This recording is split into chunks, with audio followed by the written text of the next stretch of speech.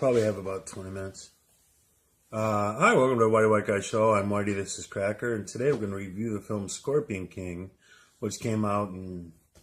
late 90s, early 2000s. I think it was probably early 2000s. Because Mummy was 99, so this is probably like 2003. Yeah, because this came out after Mummy Returns. Yeah. So for those of you who are under the age of whatever, in 1999 there was a pretty successful film called The Mummy.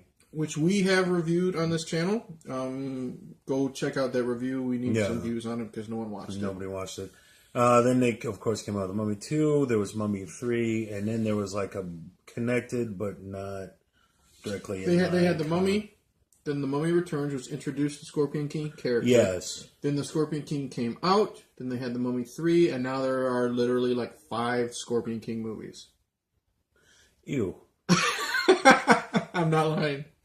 So the Scorpion King has The Rock, a.k.a. Dwayne Johnson. This was before he was big enough to be called Dwayne Johnson. He had a successful wrestling career. He was probably one of the more successful wrestlers at that time. And then he made a transition to the movies, and this was kind of his early... This was his his early soirees. This was, I think, his first like starring role, where it wasn't just him popping up. And... fuck me, everybody else is in this movie as Kelly Hu is in it. She's the hot chick. Yeah. Kelly Hu is in X-Men 2. Yeah. And Friday the 13th Part 8. So that's a good resume. Oh, she goes back to like Tour of Duty. She's been around a long time. And Michael Clark Duncan. Yep. And I don't remember who the fuck else. A bunch of those types of people were like, oh, I know that guy, but who the hell is he? You know? A bunch of people like that. And basically the Scorpion King plays... What did they say he was? He's an assassin. He's one of 3 assassins, or 2 of them at least. He's got a brother. And they open up with this fight with some kind of Vikings or somebody who have captured his brother. He frees his brother. And then there's a guy named Memnon, who's an evil guy who has... He's like an evil emperor. And then he has Kelly Hu as his sorceress. She can predict how battles will go. And then The Rock goes to rescue the sorceress... And a bunch of... takes place for about 2 hours. So let me guess. You didn't like this movie? Have you ever seen those surgical videos of doctors, like, cutting polyps in someone's colon? No. Same thing. Same thing. That bad? It was bad. All I remember is... It was bad. In every single Mummy movie or spin-off, meaning the Scorpion King, I have fallen asleep at least once or twice. The Scorpion King is one of the few that I fell asleep twice with, and that tells you what I think. And I like a lot of dumb shit. If you've watched this channel, God bless you. Yes, Roger, how you doing, Joker? Yeah, but so I like a lot of dumb shit. Howard the Duck. Howard the fuck. Anything with Jean-Claude Van Damme or Stallone. Dolph Lundgren. Dolph Lundgren. So if you want the Scorpion King to be a good movie, put in Dolph Lundgren instead.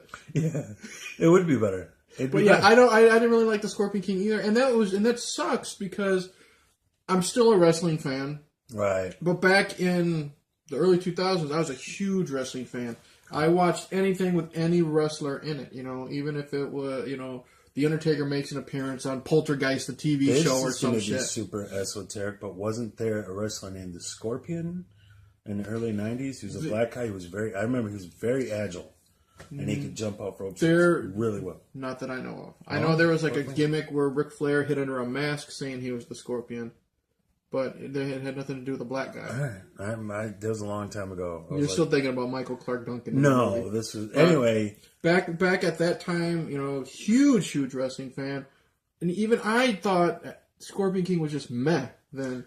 And that he borrowed this from my wife. She sent him home with some homework. Today's his birthday. So he was supposed to watch The Pacifier. But he claims that there was a parental lock on his... I watched the fucking Scorpion King. And I knew it was going to be bad. So, but yeah, I don't remember anything good about this. I don't remember the action even being good. I don't remember any of the characters. No. It's one of those things where... The Rock is one of the most... He's got such a presence about him. Yeah. He's very suave. He's very charismatic. I didn't give a shit about his character in this. He came off as a boring action character in this film. And then, so the very first problem is, I'm going to compare this to The Mummy, again, it was directed by Stephen Sommers. Again, I thought it was entertaining enough. It was a fun, dumb action movie. And then this was directed by somebody else, and I forgot his name the moment I saw it. But in The Mummy, structurally, it was done well. So you start out, you meet all the characters before shit's going crazy, and kind of the normal everyday world. And the chick in that movie was played by... In The Mummy? Yeah. Rachel Weisz. The gorgeous Rachel Weisz. Very, very pretty. She plays a librarian. She has this bit where she's putting away a book, and then all the shelves go tumbling down. Kind of dumb, but fun. And you get to care about the characters. And then they read from the book. Or they go to find... The Mummy. The Mummy. and hijinks ensues. Yeah. Here, you're like... And then the movie just starts and you're killing people. Yeah. You don't know who anybody is. You don't give a shit about anyone in this movie at any point in time. Here's the thing. Yeah, go. Really, I thought was dumb. Was just one? The main thing I thought was dumb. There we go. In The Mummy Returns, this is where we learn about the Scorpion King. We learn about... Is that with the black guy with the dirigible? Mm-hmm. The Mummy 2? I don't fucking know. He's like, we're taking that. And he's like, it's a dirigible. All right. I swear to, maybe I made it up. Maybe losing my train of thought. Mummy Returns. Okay. Yeah, Mummy Returns. We learn about the Scorpion King. He's a villain. He comes out. He's half man, half scorpion, and some really bad crap load of CGI. Yeah, really bad looking CGI. But he's a villain. Okay? In The Mummy, or not in The Mummy Returns, in The Scorpion King... It's obviously a prequel because he's not this, scorpion hybrid. He's a hero, and when the movie ends, you don't ever learn how he becomes this villain. So here's the thing: at the end of the movie, he becomes the king. Right. So but why should I give a shit about him if I know in the long run he's going to become this evil villain that becomes this bad crap load of CGI that is going to try to kill Brendan Fraser and Rachel Weisz and an annoying little shitty kid that's in the second one. Why should I give a crap about Dwayne Johnson if I know he's going to become a villain later? But this is an excellent point. Even without the villain part, at no point do they give you a reason to give a crap about these people. Mm-hmm. At no point. You don't know. They're flat characters. You don't get to know anything about anybody. Mm-hmm. They have the little scrawny comedic character who's not comedic. Right. He's not funny. But all these action movies have to have the little scrawny, funny guy. Sure. But the big thing is, they do this thing where he's just holier than thou, goody two-shoes, and before anything happens, he's going to be fine. Mm-hmm. So there's no drama, there's no tension, there's no conflict. That's the problem with a lot of prequels. When it's a prequel about a character you already know about, there's no chance that they're going to die. Exactly. Like, I'm a horror movie fan. But even outside of that, the way it's made, there's just at no point like, oh, he's fought. Right. That's like this. And I'm a horror movie fan. Yeah. And they remade the Texas Chainsaw Massacre, okay? And that remake was very successful. So they made a prequel, which was really, really good. I really enjoyed the prequel. It had Arlie Ermey and all this stuff.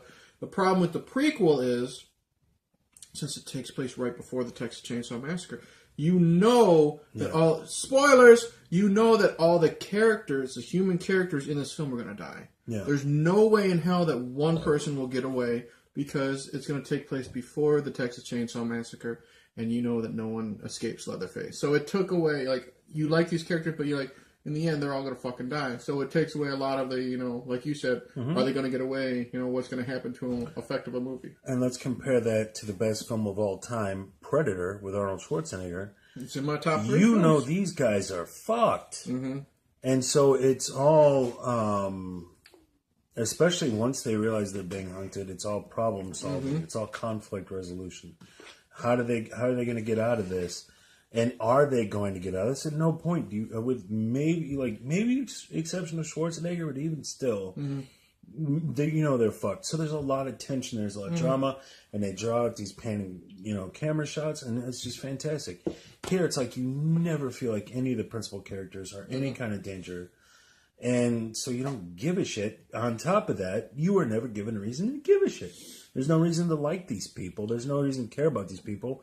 And there's no real reason to hate the villains either.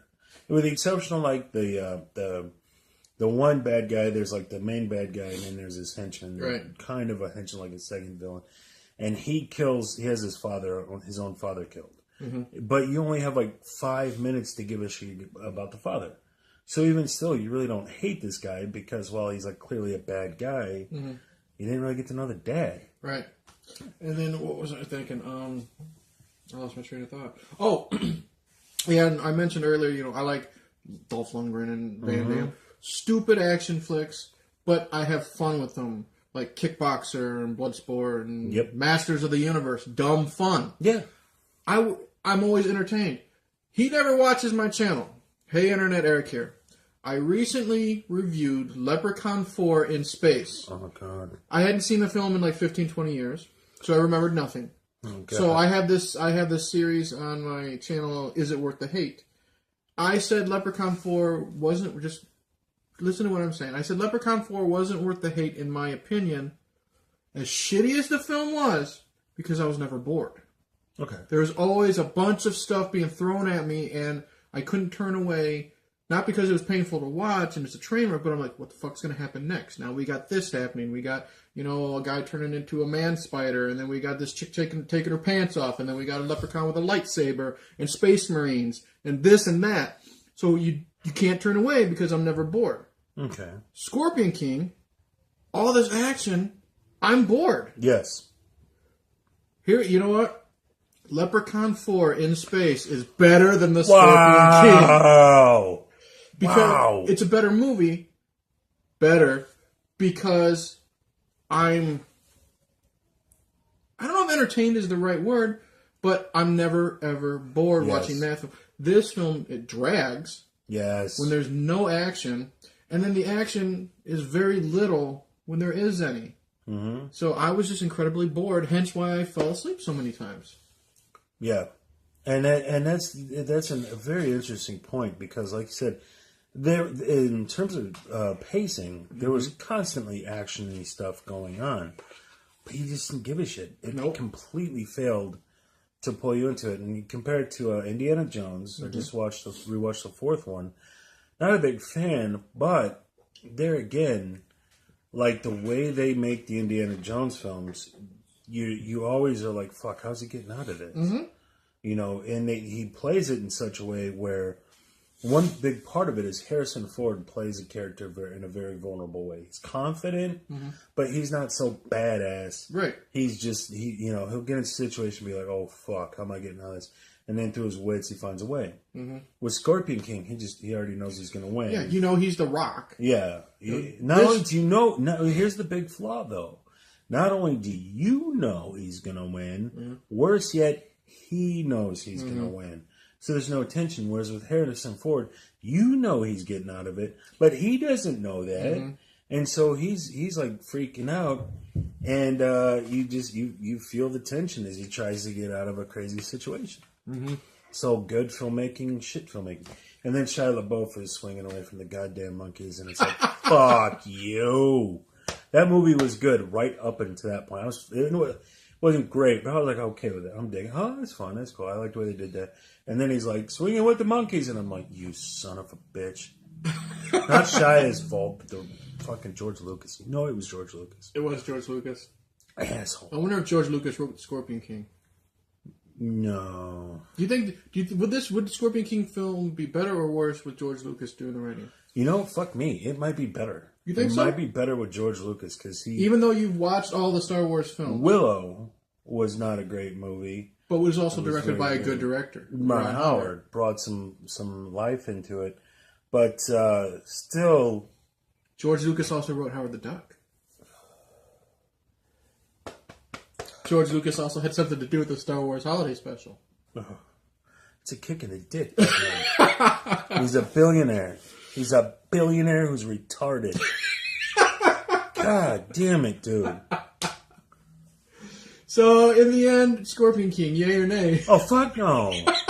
Like, if you haven't seen Scorpion King, and you're like, God, that cunt left me, and she took the kids and the house, and I'm bankrupt, and I want to hate something. This is the movie for you. if you want to be entertained, don't go watch this movie. It's Yeah. just awful. Every single frame. Go watch Leprechaun 4 instead. Seriously, at least you'll never be bored. I'll take your word for it, dude. Coming soon in the Whitey the White Guy show, Leprechaun 4 in space. In space. Oh God. I'm not lying. I don't think you are. This isn't a prelude. I watched the fucking thing like a week ago. I'll rewatch it just to have you watch. It doesn't matter. And the thing is, it doesn't matter if you've never seen 2 or 3 because nothing has anything to do with each other. We have to go. We're running out of time. All right, so thank you for watching our show. I'm Whitey. This is Cracker. This is the Whitey White Guy Show. Please like, subscribe. Check me out on Patreon at WhiteyTW Guy. And help a brother out because this is all I have to eat as a small boy. You're fucking stupid. Take care, everybody. Cheers. Oh. Good journey. God, you're getting old and